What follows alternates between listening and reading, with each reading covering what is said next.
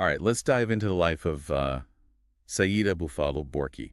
A fascinating Iranian cleric. Exactly. And his memoir, well, it's a gold mine for anyone who really wants to understand Iran, especially from the Pahlavis right through the early days of the Islamic Republic. Oh, absolutely. We're talking firsthand accounts, political intrigue, religious The whole clashes. shebang. And in Borqei, he wasn't one to shy away from a good controversy. Not at all. His memoir, it's more than just personal stories. It Hmm. gives us this amazing glimpse into the power dynamics, between religious leaders and the political scene during a period of just massive upheaval in Iran. So let's go back to the beginning.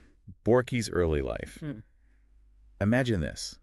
You're trying to get a religious education, but your family's really struggling financially. Tough situation. That was Borky's reality. And yet this financial hardship, it seems like it fueled his determination. Absolutely. He took on like every odd job you could imagine to keep studying. Wow. Real dedication. His faith, it shines through even in those early years.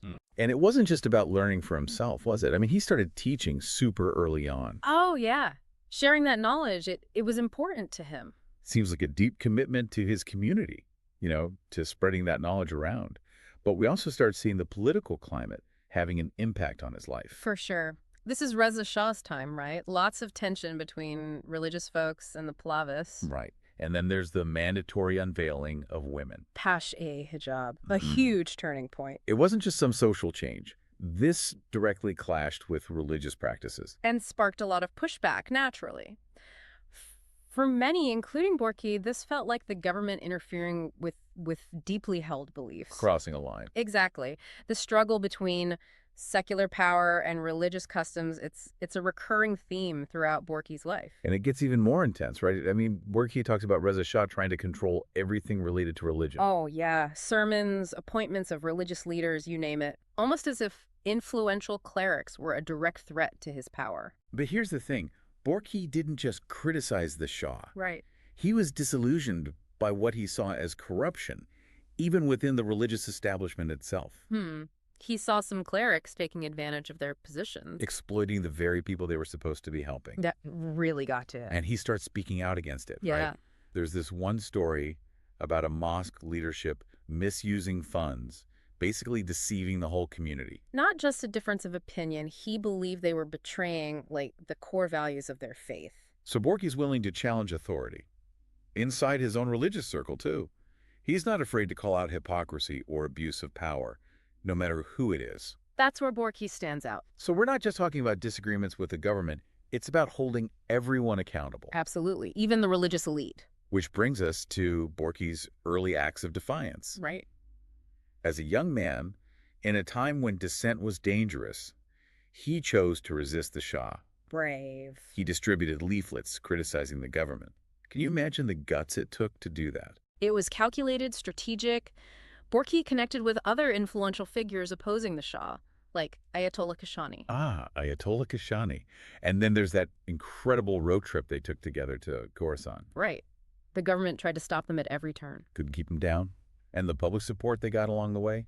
Amazing. A testament to Kashani's influence and to Borky's own courage. He put his beliefs into action. But that activism came with a price. Borky was imprisoned several times for his views. Several times. One time that stood out was his arrest after giving a pretty fiery speech. The government labeled it inflammatory. Even in prison, he didn't stay quiet. He wrote a powerful statement defending his actions and criticizing the government's policies. So he's a man of action, but also a man of principle. Even facing consequences, he wouldn't back down. A willingness to sacrifice for his beliefs. And then there's this other layer, right? He criticized powerful figures within the religious establishment itself, Even those on his side, so to speak, against the Shah, like Ayatollah Borqei. a leading cleric at the time. Borqei believed he wasn't doing enough to support the resistance against the Shah. This wasn't just personal. It stemmed from fundamental differences in their understanding of Islamic principles. Right. Borqei felt that some religious leaders were too passive, too willing to work with the Shah's regime. Almost like they had forgotten their true purpose. And then he goes on to criticize the hypocrisy and desire for power he saw within the religious ranks. He felt that some clerics were more focused on themselves than on the people they were supposed to serve. And this critique wasn't limited to individuals. He had a very public disagreement with the leadership of a specific mosque. Accusing them of misusing funds and deceiving the community. That took a lot of courage. To publicly challenge an institution like that, knowing it could alienate him from his own community, it shows how strongly he felt about exposing corruption. It wasn't just about money, though. Borqei also delved into theological debates. He had very specific interpretations of Islamic doctrine. And he didn't shy away from disagreeing with prominent figures, even someone like Ayatollah Shariat Madari. He saw Shariat Madari as another example of a cleric who'd become more interested in power than in the true principles of their faith. That bothered him a lot. So we've got this complex figure, Borqei, challenging the Shah, critiquing fellow clerics, sparking theological debates, all before the revolution even happens. What a life. Talk about conviction. Now, you might think that with the revolution finally happening, someone like Borqei, who fought so hard against the Shah, would be celebrating, right? Makes sense, right. You dedicate your life to challenging a regime, it finally falls.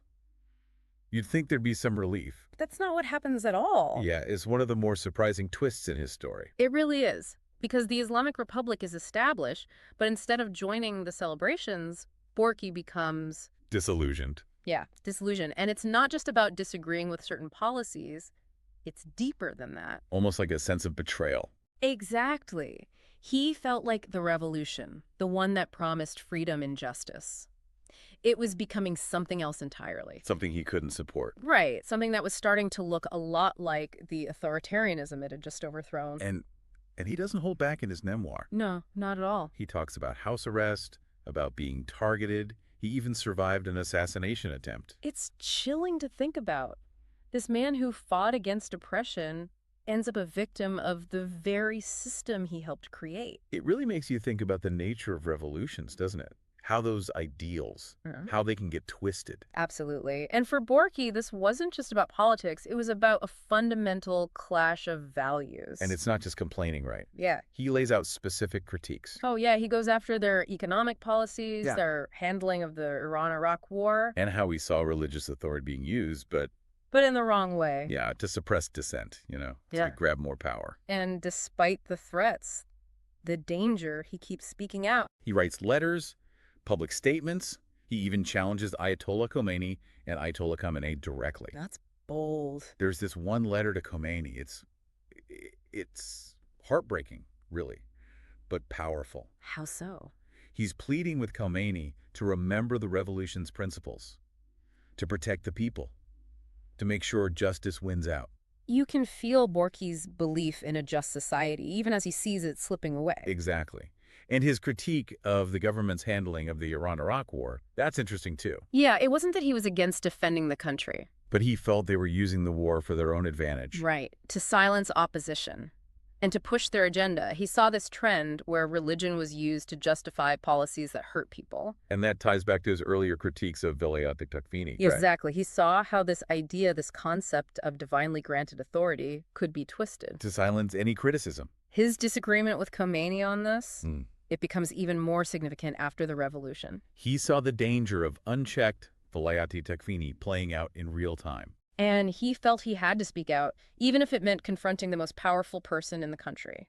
He's essentially saying, even with divine authority, there still needs to be accountability. You can't just do whatever you want. Right. There needs to be justice, space for different opinions. That's what makes Borqei's story relevant even today. He reminds us that even within religious systems, there needs to be a balance. Checks and balances, critical thinking, the right to challenge those in power. And that brings us to Borqei's legacy as a writer, a scholar. Because even with the censorship, the attempts to silence him, he kept writing. He really did. And his works, they covered so much. Theology, social commentary, often challenging traditional thinking within Shia Islam. It's interesting, though. He was a respected scholar with certifications of ijtihad. The highest level of scholarship. But his writing, often controversial, hard to find. Because of censorship? Partly. His views on Velayat Takfini, his criticism of the clergy, his opposition to the government. It made him a target. So many obstacles to getting his message out. But it didn't stop him. The more they tried to push him to the sidelines, the louder his voice became. Exactly. Writing as a form of resistance. And that's where his family, especially his son, comes in. They've taken on the task of preserving his legacy, defending his work, making it accessible. It speaks to the power of his ideas, even with the opposition, the silencing. His work still has an impact. It sparks debate. It makes us think critically. Exactly. And it reminds us that it's important to remember those who challenge the status quo, the ones who speak truth to power, even when it's hard. Even when there's a price to pay. So we've seen this incredible transformation in Borqi's life. From a revolutionary fighting the Shah to a dissident under the Islamic Republic, he faces prison, threats, even an assassination attempt. And yet he never stops questioning. He never stops fighting. He never stops writing, never stops believing in a better world. His story, it's a reminder that revolutions don't always keep their promises.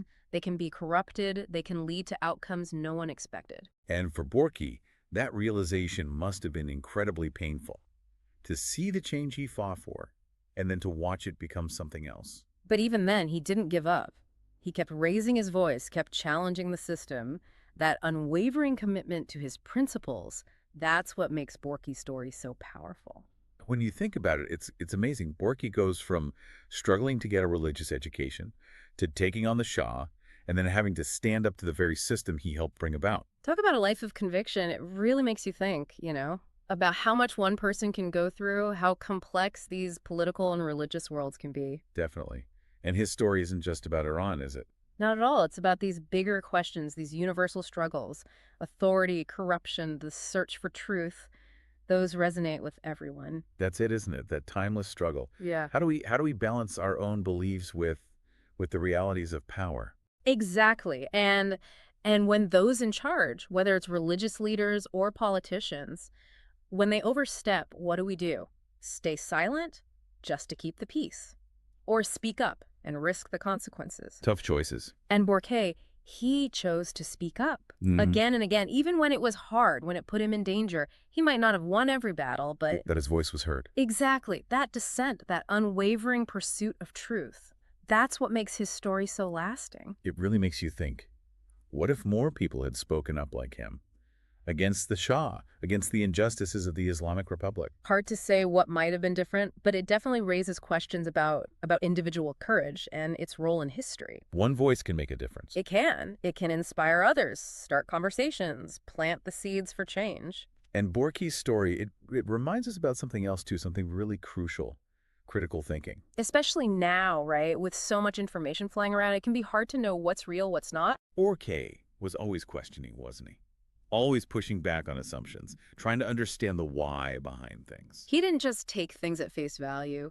He had to dig deeper, expose hypocrisy, hold those in power accountable. It's like he was doing his own deep dives long before we were even talking about podcasts. Exactly. And that same spirit of inquiry, that thirst for the truth, it was woven into everything he did. But it wasn't just intellectual, was it? Right. There were strong morals there, too. A belief in fairness and justice and speaking truth to power no matter what. And those beliefs, they guided everything he did. So for everyone listening, what can we learn from all this? How can we take what Borqui went through, his experiences, and use those lessons in our own lives? I think the biggest takeaway is about taking action. We don't have to be in some fancy position to make a difference. We can challenge what's wrong, speak up for what's right, even if it's just in our own little corner of the world. And sometimes doing that, it's not going to be easy. Right. Speaking up might make you unpopular. It might make you question who you can trust. But like we've seen with Borqui, those are often the times when your voice is needed the most. And finally, I think Borqui shows us the importance of always learning, always reflecting. He never stopped questioning, seeking out knowledge, and trying to make sense of the world. That's a mindset we can all benefit from, no matter who we are, what we believe. So as we wrap up this deep dive into the life of Sayyid Abulfadl Borqui, It's been quite a journey. it really has. And we've just scratched the surface, haven't And we? there's so much more to explore. Exactly. And for everyone listening, what parts of his story stood out to you? How can we all take that courage, that conviction, that way of thinking, and apply it to our own lives? Because a Borqi's story, with all its ups and downs, it's the story that keeps on going, keeps on challenging us. And in a way, it's a story we're all still writing, aren't we?